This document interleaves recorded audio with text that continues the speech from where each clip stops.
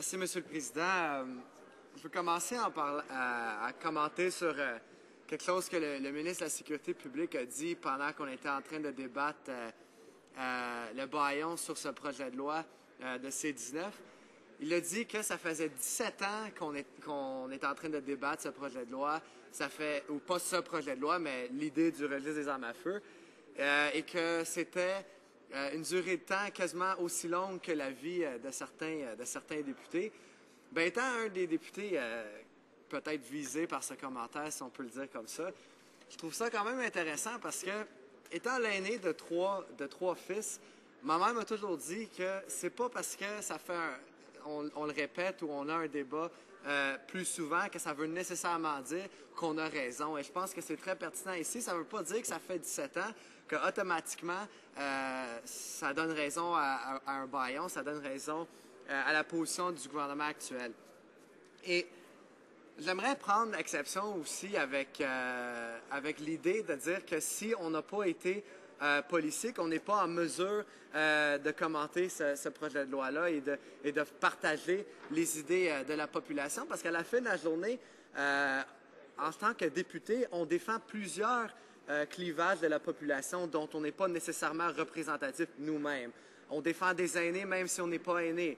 On défend des jeunes même si on n'est pas jeune. On défend des retraités même si on n'est pas retraité.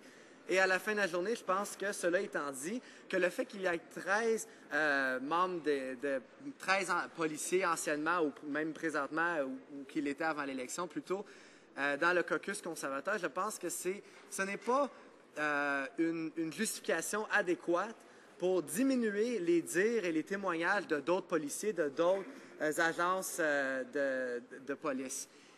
Cela étant dit, j'aimerais retourner à une idée, une citation intéressante qui a été, et Monsieur le Président, si vous me permettez, je pense que c'est très pertinent au débat.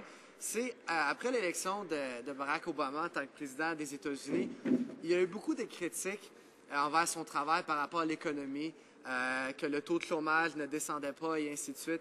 Et c'est pertinent à ce débat parce qu'il a commenté dans les médias en disant que la prévention n'est jamais félicitée parce que la prévention n'est pas visible et très difficile à mesurer.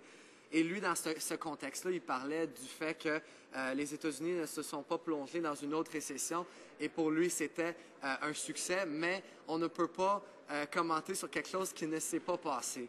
Et je pense que c'est la même logique qu'on pourrait appliquer dans ce débat, c'est de dire que on ne peut pas parler de tous les décès ou tous les problèmes qui ont été prévenus par le registre des armes à feu parce que justement, ils ont été prévenus et ça ne s'est jamais passé. Donc, je pense que c'est quelque chose de très important à garder en tête quand on essaie de parler de citation.